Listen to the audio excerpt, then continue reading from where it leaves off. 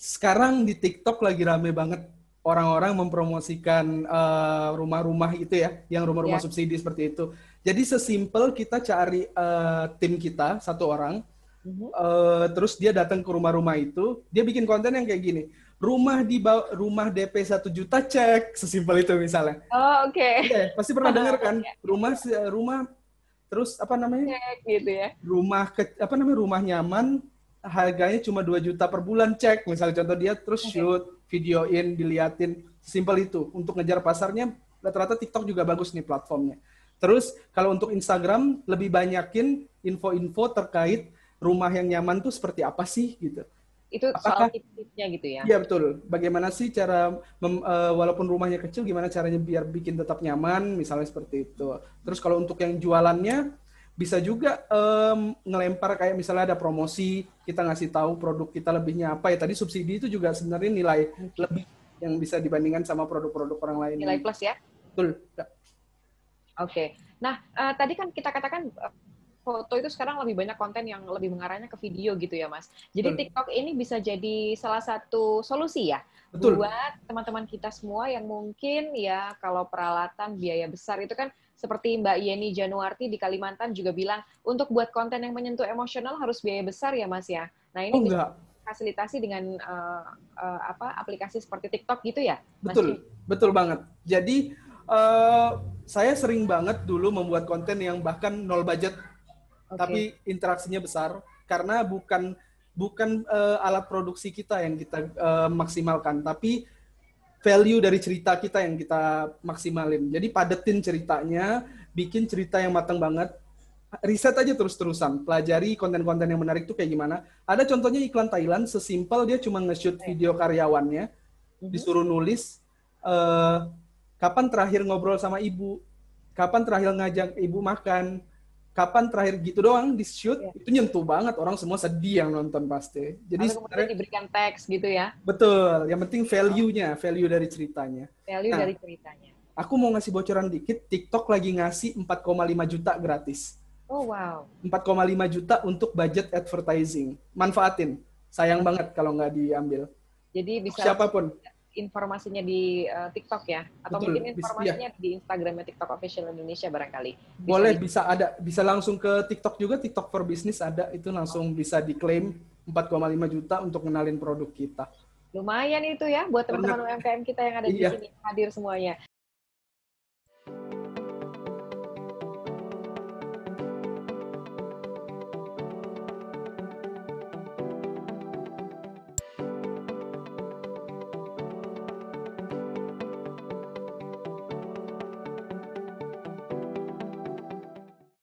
Jawab untuk menumbuhkan rasa kreatif nih Mas. Oke. Seperti apa? Ya. Gini, kalau tidak ada ide terkait konten yang mau dijual, terkait produknya nggak ada ide mau posting apa, kita nge-branding diri kita sendiri aja. Oke. Jadi kita nge-branding diri kitanya dulu semaksimal mungkin, tunjukin kalau kita nih orangnya jujur banget di sosial media, apapun yang kita share pasti bagus, pasti mantep. Lalu kita mulai pelan-pelan ngenalin produk kita. Gitu.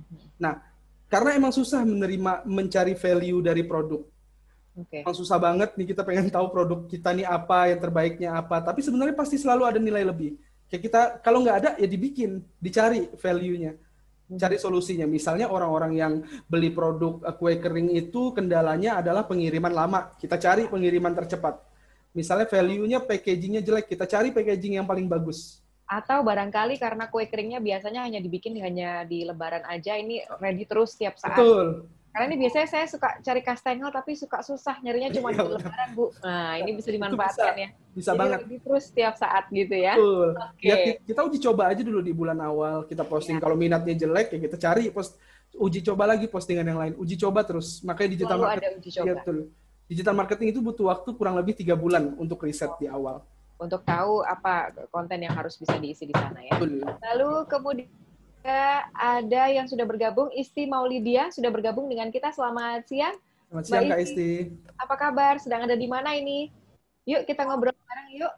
Selamat Halo. siang, Mbak Isti. Ya, Assalamualaikum. Sedang ada di mana domisili? saya domisili di Jakarta. Jakarta. Silakan dengan Mas Jimmy. Ya, Iya, silakan Kak Isti. Mas Jimmy, saya punya usaha nih.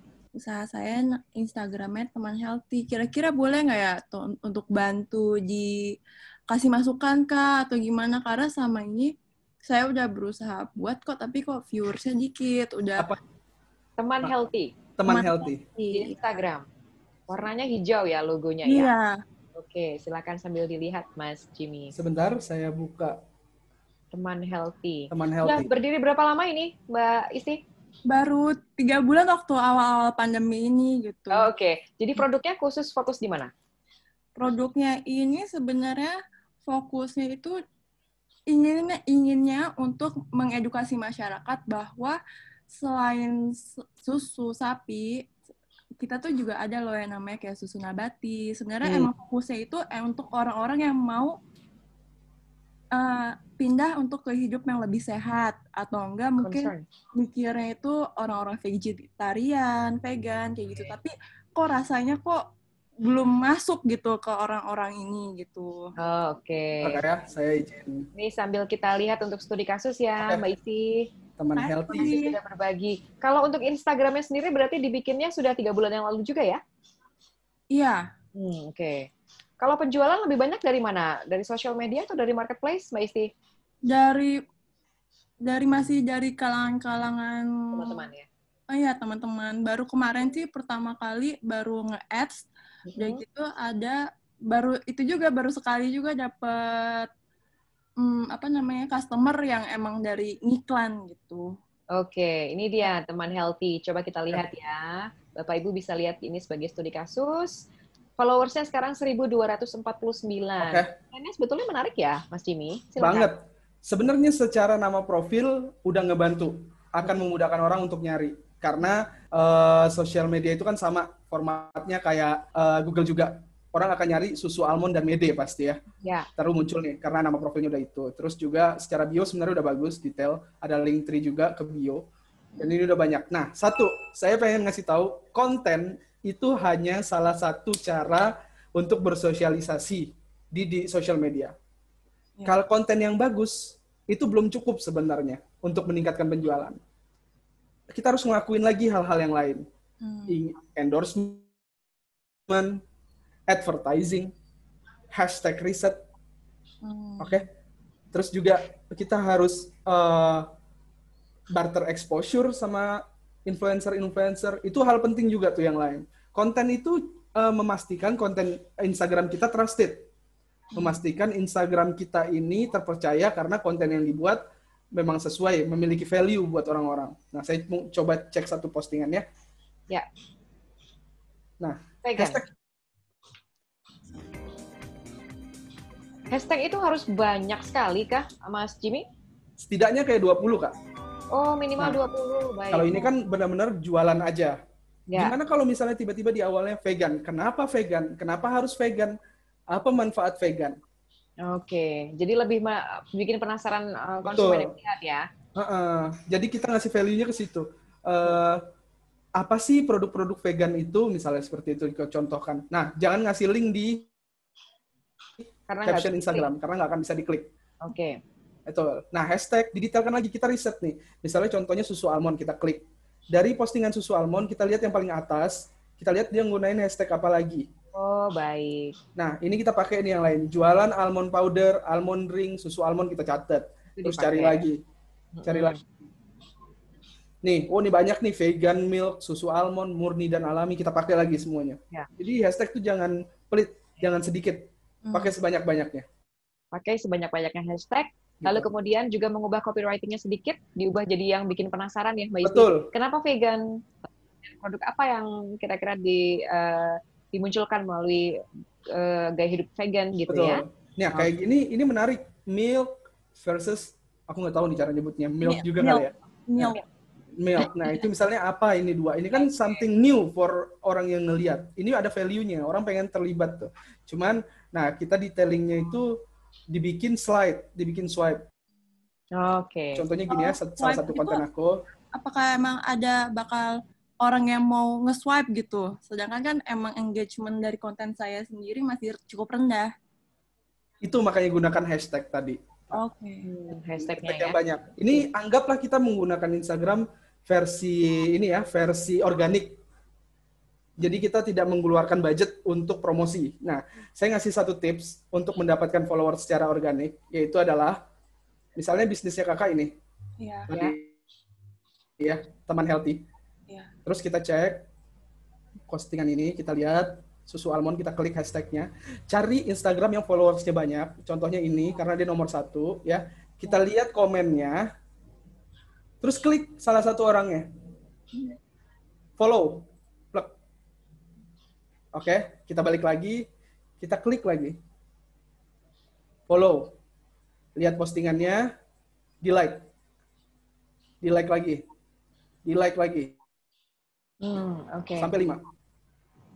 Kira-kira buat orang itu yang ngelihat itu tadi, ngelihat notif bahwa saya habis ngecek, apa yang akan dia lakukan pertama kali? Akan ngelihat ini siapa sih gitu ya. Betul. Nah, itu tips buat teman-teman semuanya nih sekalian. Oke. Jadi itu buat Jadi follow dulu, lalu kemudian juga paling tidak likes ya, yang bisa kita coba untuk telah lagi dari akun-akun mungkin kompetitor atau mungkin yang punya bisnis yang sejenis gitu ya. Ya. Oke, mudah-mudahan sudah terjawab ya Mbak Isti. Terima kasih sudah bergabung dengan kita. Selamat siang. Terima kasih Mbak Isti.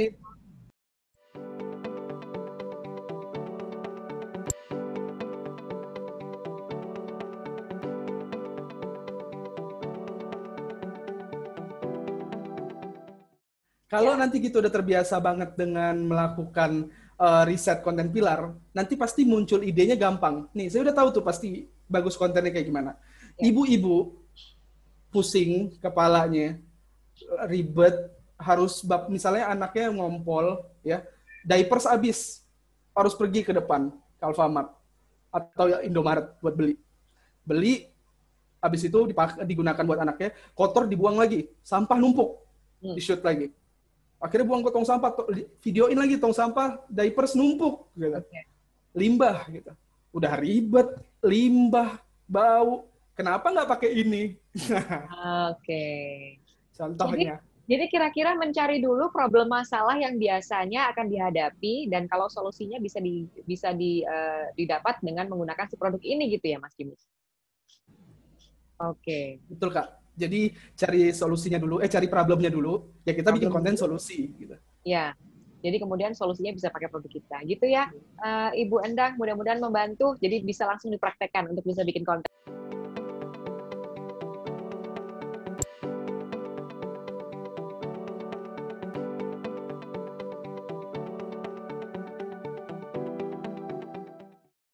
Oke. Naik kemasan. Sebenarnya udah dijawab tadi tuh sama yang konten kue kering tuh ya. Kalau value tidak ada, kita cari value-nya. Kita cari orang saat dia pengen nyemil snack kemasan, mereka itu problemnya kadang apa gitu. Misalnya kita ngambil contoh warteg. Alasan orang ke warteg itu kan variatif. Produk banyak. Misalnya kita nggak tahu value produk kita bikin value bisnis saya menyediakan snack apa tadi? Makanan ringan yang praktis itu. Kemasan, ya. Snack kemasan banyak. Tersedia 50 varian gitu misalnya. Contohnya. Jadi kita bikin value. Kita bikin value yang menjadi membuat orang memiliki alasan kenapa harus produk kita gitu. Karena ada 50 varian tadi, jadi bebas mau pilih yang mana aja. Bahkan mungkin ada varian-varian yang belum pernah dicoba. Gitu. Betul. Misalnya kayak beli 2, saya kasih 1 random. Jadi randomnya itu orang bisa nyobain produk yang lain. Misalnya gitu value-nya.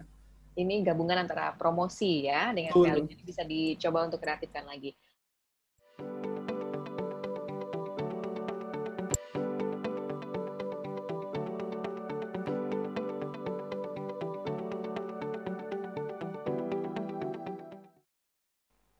Pertanyaan saya, seberapa menarik dulu kontennya? Jadi advertising berapapun kalau kita tidak memiliki value yang bagus di kontennya, ya akan sia-sia, akan kebuang percuma. Jadi buatlah sebelum kita memikirkan untuk mengiklan, yang terpentingnya adalah kontennya dulu. Jadi beriklan itu nanti dengan sendirinya pasti kita akan mulai mengiklan. Kalau kita udah punya konten yang bagus, kita udah nge-build sosial media kita dengan menyajikan konten-konten yang bagus gitu.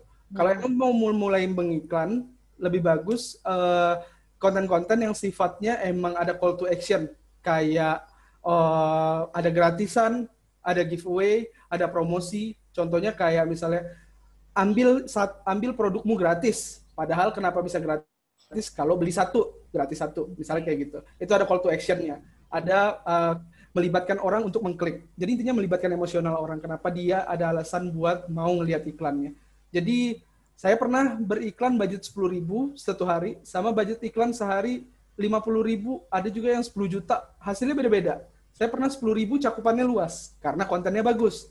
Jadi sosial media itu, Facebook dan Instagram khususnya, iklan yang sering ditampilkan adalah iklan yang memiliki daya beli buat mereka. Oke. Facebook kan dan Instagram cari uang.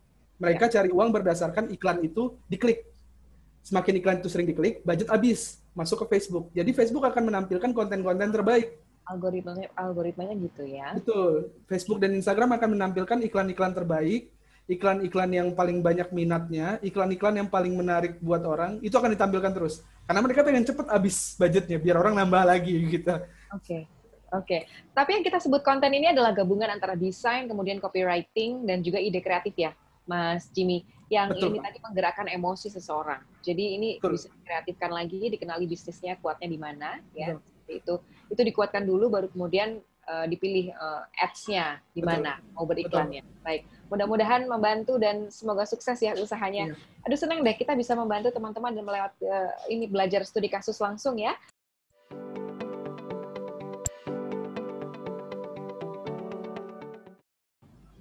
Oke, ini berarti berbicara satu Instagram punya banyak produk ya? Ya.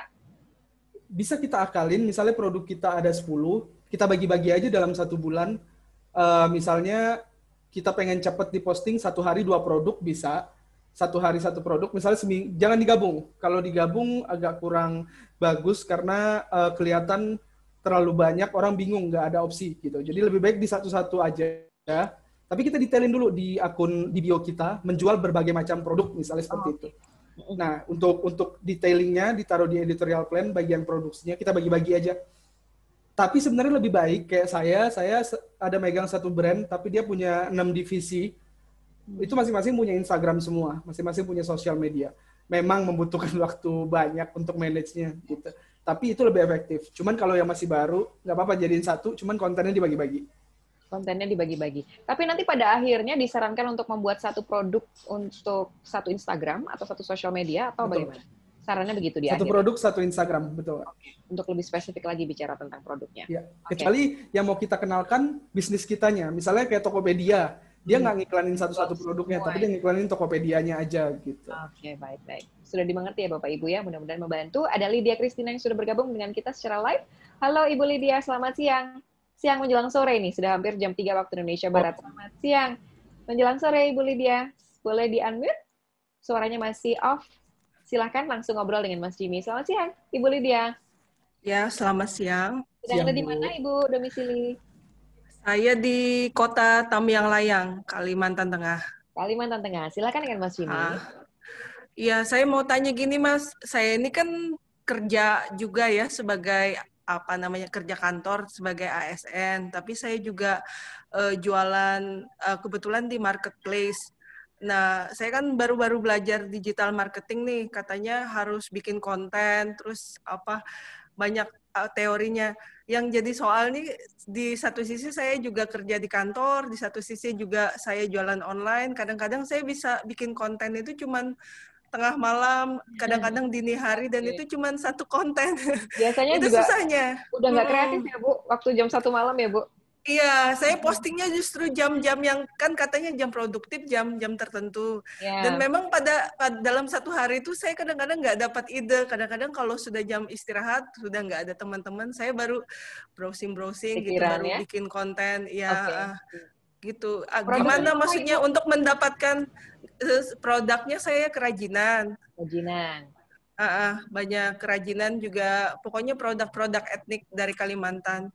Nah, kadang-kadang kan apalagi kan spesifik kan produk saya, jadi saya kadang-kadang apa sih idenya itu loh yang saya bingung dapat untuk satu minggu atau paling tidak dalam satu minggu 3 konten itu kadang-kadang saya blank dapat ininya gagasannya gitu.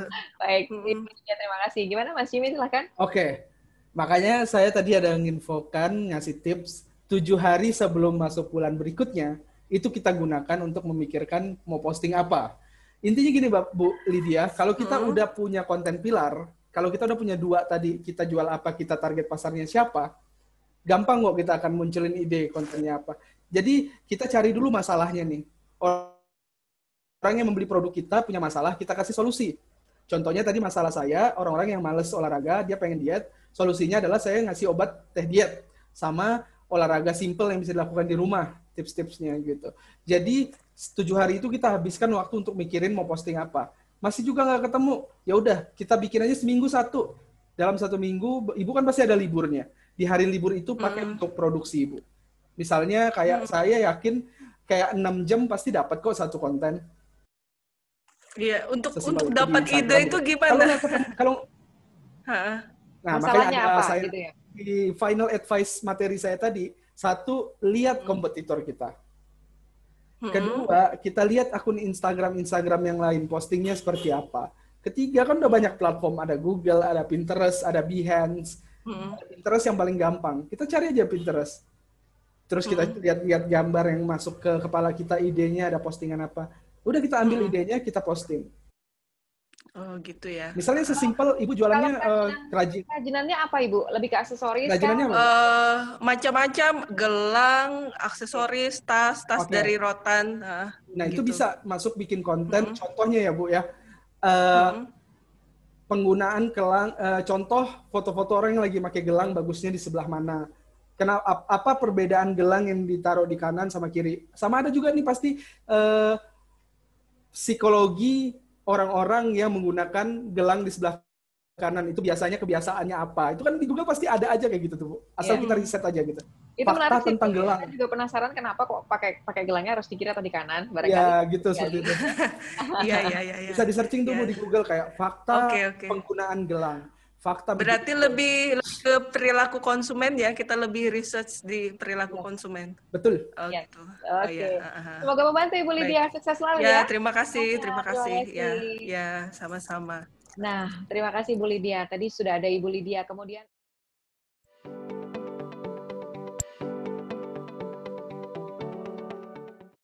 penasaran, saya juga abon bola rasanya gimana ya? Saya aja pengen beli loh, Pak. Iya, gimana Mas Jimmy? Apa yang mesti dikulik dari sini kontennya? Yang pertama satu, ya orang udah pasti nggak tahu, langsung bikin konten. Pernah dengar abon buah labu? Itu aja udah something gitu. Apa abon buah labu? Apa buah labu ada abonnya gitu. Jadi terus lagi gini, gambar labu sama sapi berdua lagi debat. Emang lu aja yang punya abon? Gue juga punya. Simpel itu misalnya. Itu lucu. Ya. Itu lucu Pak Muhammad Syafi'i, bisa digunakan ya idenya atau bisa dikembangkan lagi. Jadi baru tahu saya ada abon tapi dari buah labu dan lain sebagainya. Itu ya, mudah-mudahan bisa membantu.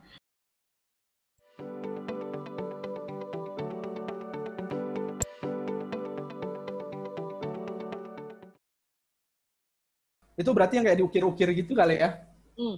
Betul. Oke, yang diposting adalah saya punya klien namanya Taman Ukir di Jepara. Itu brandingan yang saya naikkan itu adalah ukirannya nggak ada yang bisa nyamain. Ukiran dia adalah ukiran yang terbaik. Jadi yang dinaikin adalah foto-foto ukiran.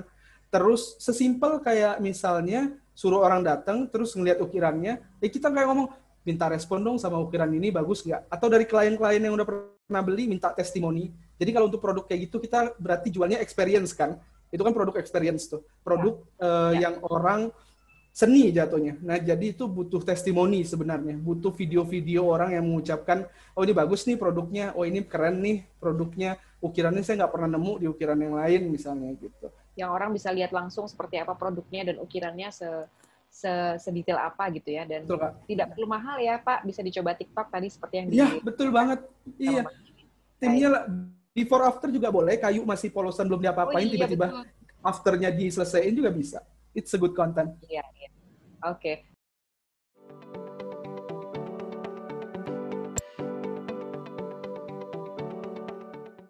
Oke. Sebenarnya Instagram udah mematikan algoritma jam posting. Jadi Instagram itu kita posting jam berapa aja nggak masalah. Asal postingannya punya value. Makanya kadang kita pernah ngeliat kan di Instagram ada postingan 3 hari yang lalu.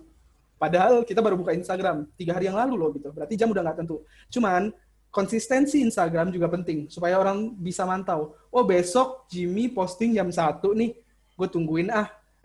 Tiba-tiba kok jam 5 postingnya gitu. Berubah. Jadi jam posting nggak tentu, terserah. Yang penting konsisten.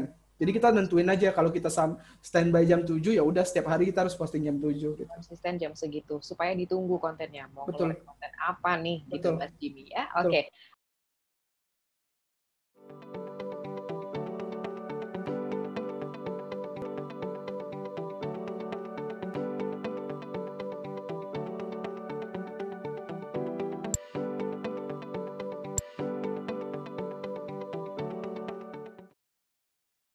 Later saya udah gunain sebenarnya setahun yang lalu.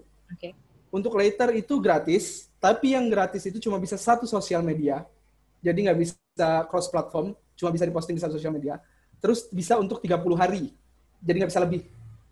Itu Later yang gratisnya. Nah, kalau yang berbayar itu kita bisa lebih dari satu sosmed. Cuman ya kalau kita cuma gunain satu sosmed, harusnya yang gratis saja udah cukup kok. Oke.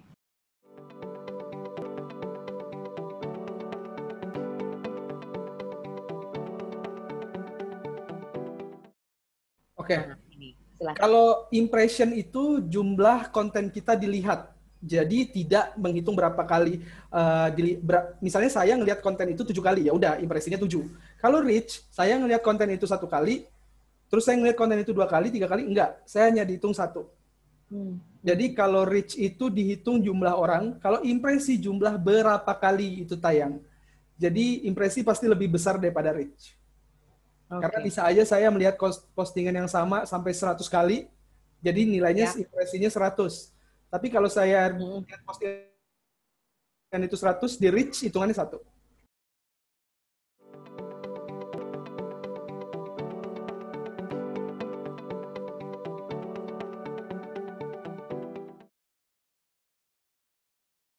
Jadi sebaiknya kalau mau gunakan sumber. Gunakan apa? Gunakan sumbernya, source-nya. Oh, baik. Dituliskan sumbernya. Tapi sekarang kan udah banyak website download gambar gratis.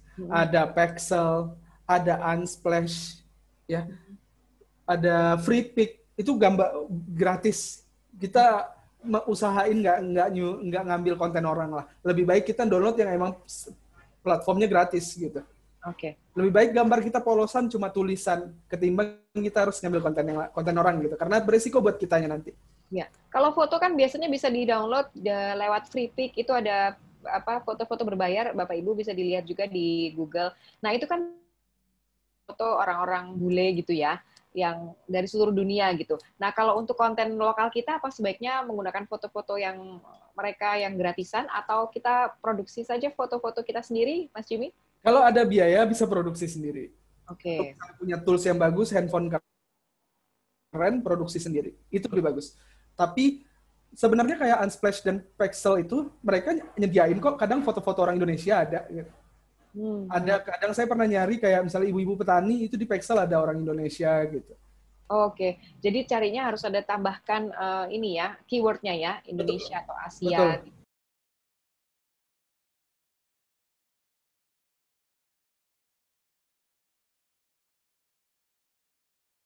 Kalau frozen food bisa posting penyimpanan produk, misalnya cara menyimpan, misalnya barang datang, menyimpan kapan sih harus disimpan, atau misalnya mau digoreng, misalnya jualannya pempek beku, terus mau digoreng. Nah itu baiknya gimana? Apakah pas dibuka langsung digoreng, habis itu dibekuin lagi, atau dibiarin dulu, gitu-gitu tips-tipsnya. Atau juga bisa kasih tahu frozen food-nya, cara memasaknya gimana gitu. Saya pernah bikin Instagram untuk kumasaki, saya share lagi screen-nya. Ya, karena biasanya frozen food itu harus dikeluarin dulu dari freezer berapa lama misalnya supaya nggak beku dulu gitu ya. Nah, apa langsung digoreng atau dan lain sebagainya. Silakan. Ini salah satu contoh klien saya ya. Dia jual frozen food juga, nih ngasih tahu kenapa sih divakum agar lebih higienis, agar baksonya fresh, mencegah tumbuhnya mikroorganisme dalam makanan, gitu-gitu. Terus keripik, ini foto produk ini testimoni. Nah, terus bentar, mana lagi tadi? Ada konten informatifnya juga. Nih, alternatif alternatif makanan yang praktis dan bergizi. Mengonsumsi frozen food memiliki asupan nutrisi harian penting yang lebih tinggi. Oke, Gitu-gitu. ada manfaatnya. Lalu kemudian cara memasaknya seperti apa? Betul. Dan terus ada giveaway gitu-gitu, Kak. Oke. Bisa kayak Nah, gitu. tadi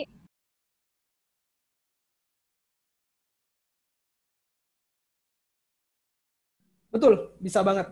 Karena jika kita memiliki value yang banyak di sosial media kita membagikan banyak manfaat di sosial media kita, orang pasti akan percaya. Ini orang effortnya tinggi kok gitu. Ini orang banyak ngasih value, banyak ngasih manfaat buat kita. Ya itu tadi 2 detik di awal itu gitu, dia ngelihat 2 detik dia ngerasa ada manfaat, ya dia pasti akan betah gitu. Dia pasti akan rasa, oh iya aku trust sama nih bisnis gitu, apapun yang dia jual saya mau. Kayak saya nge-branding teman kamu, saya kan punya digital marketing agency teman kamu, saya lebih banyak nge-brandingin diri saya gitu, tapi teman kamu tetap banyak orderan. Karena kenapa? Orang trust sama Jimmy-nya. melalui Mas Jimmy-nya. Saya trust melalui Jimmy-nya, mereka udah trust, jadi mereka udah tahu kalau saya menggunakan brand saya untuk Jimmy, nggak salah kok. Pun di Instagramnya Jimmy itu sering sharing sesuatu yang gratis gitu istilahnya. Oke.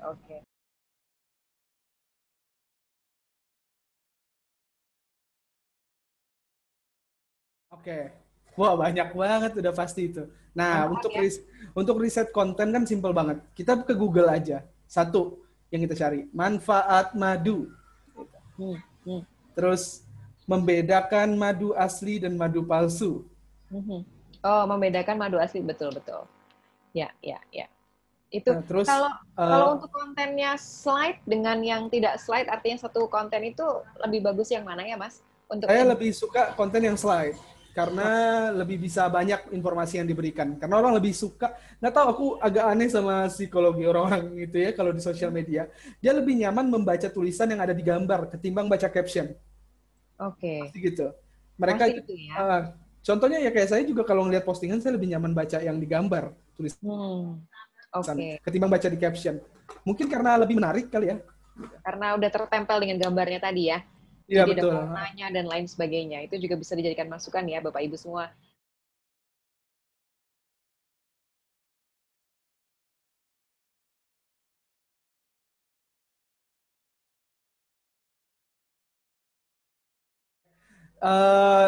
Tadi ya, kenapa ada yang namanya brainstorming, ada yang namanya kita harus mengetahui dulu produk kita apa, lebihnya apa, supaya kita bisa tahu tuh, kita akan buat postingan apa.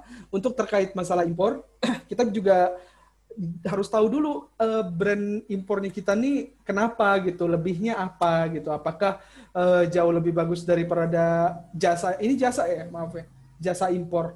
Ya, produk PO impor. Oke, ya. Wah, kebetulan banget aku bulan ini ada klien itu. Jadi, pas ya? Iya, pas banget. Jadi yang emang dikenalin adalah manfaat-manfaat produknya. Contohnya kayak yang klien aku itu, dia jual kipas yang dikalungin, contohnya. Jadi itu solusinya adalah tetap bisa nikmatin, bisa dingin tanpa dimanapun lokasinya. Terus kalau bertanya masalah brandingannya gitu, gimana caranya bisa benar-benar fokusnya ngenalin produknya dulu, habis itu baru mulai nge-brandingin di sosial medianya, menjelaskan tentang kalau PO di kita itu durasinya, misalnya contoh, durasinya nggak lama kok gitu, atau produk pasti aman kok, atau jaminannya kita produk yang sampai pasti bagus kok.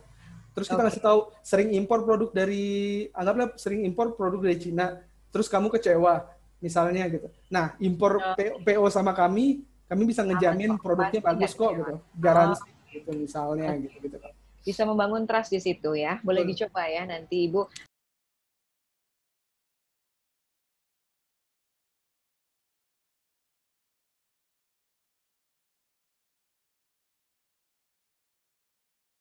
Jadi sebenarnya bisa banget kayak mengutamakan, misalnya pastiin setiap orang yang nyewa mobil, setiap dia pulang, suruh nge-record video, kasih testimoni tentang mobilnya gimana.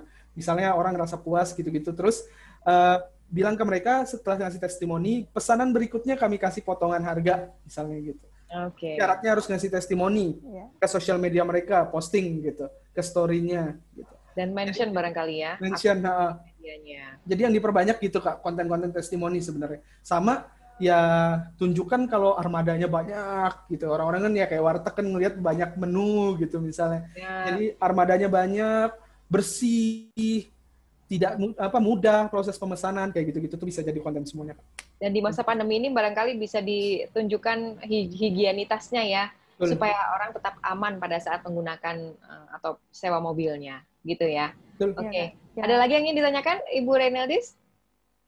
Itu aja sih, Kak. Baik. Oke. Terima kasih sudah bergabung dengan kita Terima kasih, Kak. Sore. Ya, sama-sama. Baik, salam untuk Sama-sama, teman-teman di Labuan Bajo. Tetap semangat dengan kondisi pariwisata saat ini. Mungkin tadi higienitas ya bisa ditonjolkan sekali lagi. Karena kita kalau bepergian pun, kita pasti pengen ya bepergian kemana-mana ya Mas Jimmy. Tapi kalau nggak aman, Betul banget. kadang suka khawatir. Nah itu bisa ditonjolkan. Trustinya muncul dari situ.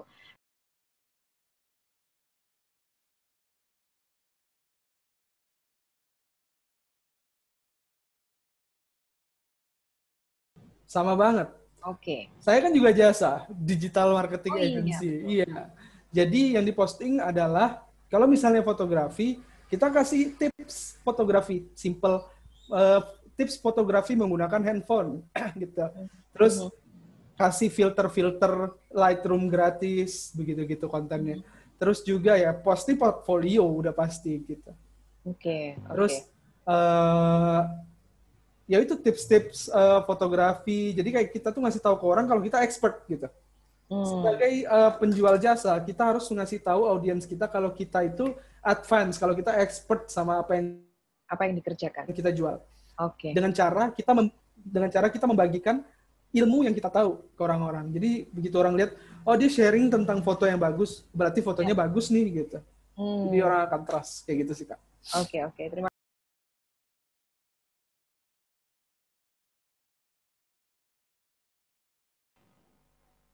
Ngikutin tren dong. Kalau ngikutin brand kita tuh harus, kalau ngikutin brand kita aja terlalu idealis dan susah buat nemuin pasar. Karena nggak solving problem jatuhnya. Kalau kita ngikutin tren itu jauh lebih, kecuali kita membangun tren sendiri gitu, bisa aja. Tapi butuh biaya pasti gede kalau ngebangun tren. Gitu. Okay. Dan lebih baik kita ngikutin tren, kita terjun. Tapi bukan jadi batu loncatan, bukan jadi kutu lompat. Ada tren ini kita berubah, enggak. Tapi kita menyesuaikan produk kita dengan tren itu. Ya. Misalnya hitsnya lagi di TikTok, kita brandingannya udah cool gitu. Misalnya udah terlalu klasi gitu, berkelas gitu produk kita. Nggak kayak gengsi yang mau masuk TikTok, tapi trennya TikTok. Ya berarti kita buatlah konten klasi yang bisa masuk ke TikTok gitu. Oke. Jadi harus bisa masuk ke segala platform ya, terutama di tren masa kini. Oke. Ini produknya adalah kerajinan. Barangkali kita bisa lihat sebagai studi kasus bersama-sama. Kerajinan _Ricky Ascraft. Nah, ini dia. Dari Mas Ruki Mardianto. Sambil kita lihat juga. Semuanya foto produk ya ini ya? Ya. Bahkan ada foto selfie? Ya. Oke, udah pasti tahu kalau ngikutin materinya tadi dari awal, apa aja yang perlu dirubah. Yang pasti harus ngasih tahu dulu. Misalnya kita ngingatin siapa, kalau misalnya foto ketapel ya, siapa yang dulu kecilnya pernah main ketapel? Kangen. Jadi kangen dengan masa lalu. Kangen nggak sama masa lalu gitu. Oke. Kita bisa kalau mau tetap bisa nikmatin masa mudanya dulu, kangen gitu, pengen koleksi ketapel misalnya, bisa order kita gitu. Ini bahkan nggak ada caption apa-apa gitu loh, Kak. Jadi baik.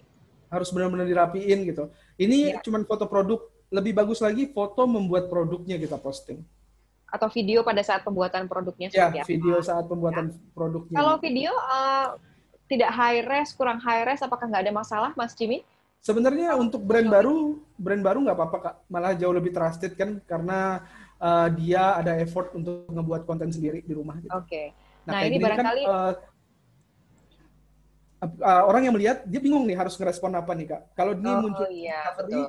Terus dia ngeliat oke gitu. Tapi apa gitu yang bisa didapat? Jadi bisa dijelasin nih, Pak, proses membuatnya ini manfaatnya apa, misal contoh gitu. Oke. Ini fungsinya apa alat ini gitu ya.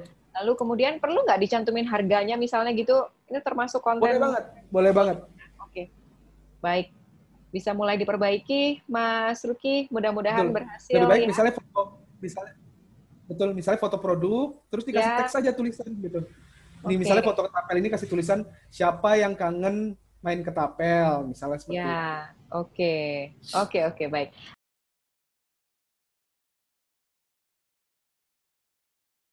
Oh, nggak apa-apa, nggak masalah. Jadi yang penting kan kita mengejar audiens nih, Kak. Mengejar pasar kita gitu. Karena kita udah tahu target pasar kita. Contohnya ya, kan saya nggak mungkin bikin konten, saya jualan bubur bayi, terus saya bikin kontennya bapak-bapak lagi ke kantor, terus lapar, terus dia pesan bubur bayi. Itu kan menurut aku kayak, itu bisa sih unik aja, lucu-lucu bapak aja makan bubur bayi sebenarnya bisa. Tapi secara target pasar nggak masuk gitu. Jadi emang bikin konten yang sesuai dengan target pasar kita gitu. Jadi carilah, kita kan tadi udah di konten pilar itu tadi tuh udah ketemu nih target pasarnya kayak gimana, dia mau lifestyle-nya apa, masalahnya apa, kita coba timbulin solusinya. Kalau tidak sesuai dengan kita, harusnya nggak bisa gitu, karena ya harus sesuai, memang harus sesuai dengan produk dan target audiens kita dulu gitu, baru ketemu ide kontennya. Gitu kali Kak ya. Baik. Menjawab. Semoga menjawab ya.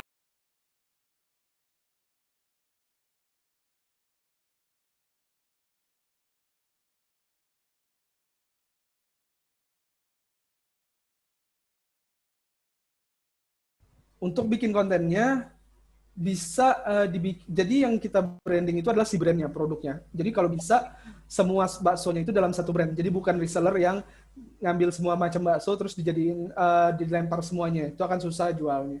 Jadi lebih baik fokus ke satu brand, kita ngenalin brand kita. Kita itu contohnya A gitu, produk A itu banyak produknya. Untuk posting produknya ya kita bisa posting satu-satu tadi kayak yang sama produk snack tadi itu, Ya. kue kering, disarankan satu-satu. Tapi kalau bisa misalnya kita bikin konten kolektif, bedanya bakso A dengan bakso B itu apa ya gitu. Kenapa harganya beda gitu misalnya. Gitu. Oke, untuk memunculkan varian-varian bakso tadi. Betul.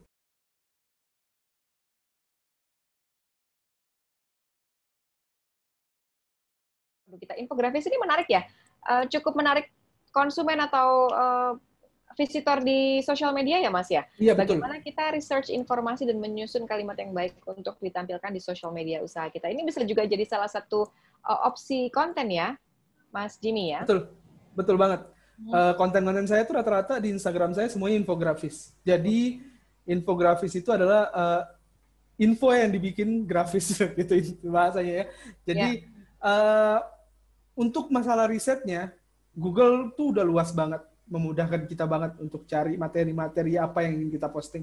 Ya itu mulai dari fakta, terus tips cara mengelola gitu, atau misalnya manfaat dari produknya apa, itu bisa dicari di Google semuanya. Kita olah, kita ambil tulisannya, terus kita modif dengan bahasa kita. Jadi jangan pocket-tipe ambil tulisan orang kita posting, jangan.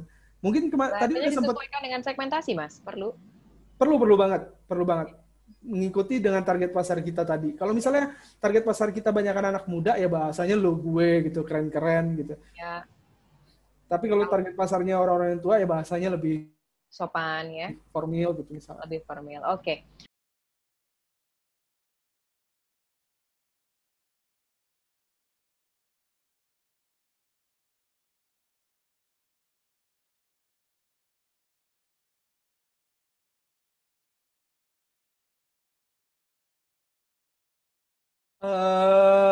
Ya itu tadi, apakah udah memposting konten yang memiliki value-nya dulu gitu. Apa yang diposting dulu nih? Harus ada manfaatnya dulu untuk konten-konten yang diposting. Harus diriset dulu secara dalam. Ya. Terus lempar. Contohnya tadi ada pizza, apa tadi ya? Lupa aku. Yang di Pekanbaru, itu konten-kontennya semuanya Pizza Lazatos, wah value-nya bagus banget tuh, ada kayak didik anak gitu-gitu. Konten ayat yang begitu-gitu itu juga it's okay gitu. So, yang penting Instagramnya ada value-nya dulu. Untuk mengemasnya itu terserah kita, gimana kita mau ngemasnya. Yang penting dapat dimakan oleh oleh audiens kita dan bermanfaat buat mereka. Oke, manfaat ya, value, manfaat apa yang bisa dinikmati oleh followers-nya ketika memfollow akun kita ya.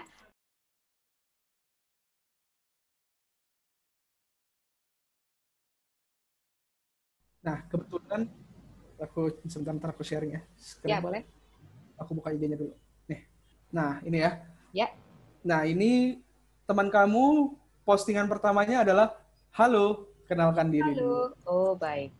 Kami hadir untuk membantu optimasi channel digital bisnis Anda, mulai dari klaim Google My Business, membuat bisnis Anda muncul di 3 teratas, hingga mengurus rencana pemasaran gitu-gitu." Jadi, Oke. yang pasti pengenalan dulu kita siapa. Habis itu baru jualan. Oke. Mas, tadi saya sempat notice di setelah Aloha di slide kedua itu kan caption-nya sedikit sekali, artinya singkat gitu ya. Lalu kemudian di slide lagi juga singkat lagi gitu. Iya. Misalnya mulai dari claim My Google Business itu kan kalau digabungkan dengan membuat bisnis Anda muncul, itu kan sebetulnya bisa juga gitu Ya, ya. bisa. Tapi apakah memang sebaiknya kata-kata yang ditampilkan itu tidak terlalu banyak dan panjang supaya menarik perhatian tadi? Betul. Oke. Lebih bagus teksnya sedikit. Teksnya sedikit. Lebih bagus teksnya sedikit supaya orang bisa geser-geser terus. Dia ada kayak makin engage gitu, makin ketahuan, makin lama dia ngelihat kan berarti kelihatan konten kita tuh menarik buat mereka. Jadi memancing mereka untuk melihat sampai panjang-panjang. Karena biar informasi yang diterima jauh lebih padat dapatnya. Contohnya kayak tadi tuh mulai dari klaim Google My Business gitu. Kan habis di situ tuh. Oh, ada lagi nih, apalagi ya? Membuat bisnis Anda di atas, apalagi ya? Ada rumahnya, berarti masih ada lagi yang betul, lainnya. Betul. Ya, oke, baik. Terima kasih Mas Jimmy. Nah, saya juga ingin mengingatkan untuk konten yang bermanfaat. Tadi Mas Jimmy juga sempat untuk mention di presentasinya adalah konten yang menarik dan juga kalau bisa menarik perhatian dan menarik emosi. Sisi emosi dari konsumen yang akan ditarik atau konsumen yang disasar targetnya ya. Kemudian juga 5 tahap manajemen konten, diantaranya adalah brainstorming, jangan lupa dulu untuk menentukan konten-konten pilar disesuaikan dengan apa bisnisnya, lalu kemudian segmentasi pasarnya kemana. Yang kedua adalah scheduling, yang ketiga adalah produksi, idealnya 1 minggu ya, Mas Jimmy tadi ya. Lalu kemudian juga jangan lupa untuk memposting, tinggal diposting aja karena sudah membuat desainnya tadi. Lalu kemudian jangan lupa untuk melakukan analisis. Baik, kalau begitu. Mas Jimmy Muhtar, terima kasih atas waktunya. Sama-sama. Kita ya. Sama-sama Kak Indri. Sampai lagi di lain kesempatan. Salam sehat selalu. Assalamualaikum warahmatullahi wabarakatuh. Waalaikumsalam warahmatullahi wabarakatuh. Baik, terima kasih Bapak Ibu yang sudah bergabung di sesi ke-6 ini ya, di hari ketiga untuk rangkaian gelaran pelatihan digital UMKM di Indonesia. Nanti kita akan bertemu lagi di lain kesempatan dan semoga bermanfaat. Saya kembalikan lagi ke Mbak Ririn. Silakan Mbak Ririn.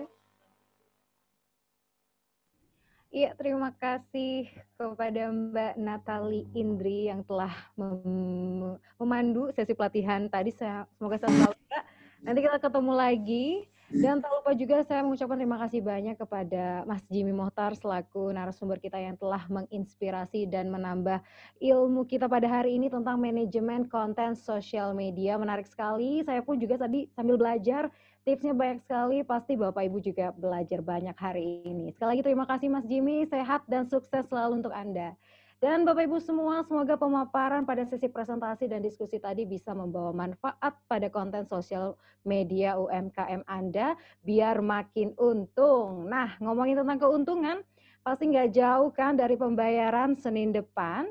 Kita akan melanjutkan sesi pelatihan dengan topik mengenal sistem pembayaran digital. Jadi mungkin Bapak Ibu sering pakai pembayaran digital seperti OVO, GoPay, Link Aja, Dana, dan masih banyak lagi. Nah, Senin depan kita akan kupas tuntas tentang pembayaran digital. Untuk itu, catat waktunya dan hadir tepat waktu. Senin 12 Oktober 2020 jam 9 pagi dengan narasumber kita yang luar biasa pada hari itu. Oke?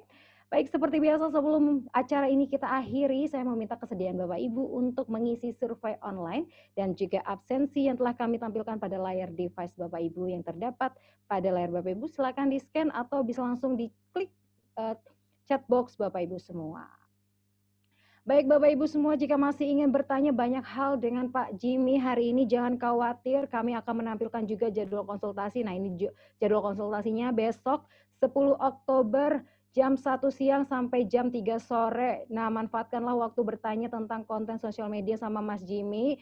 Siapa tahu bisa menjadi inspirasi buat konten sosial Bapak Ibu semua. Baik, itulah akhir dari sesi pelatihan hari ini.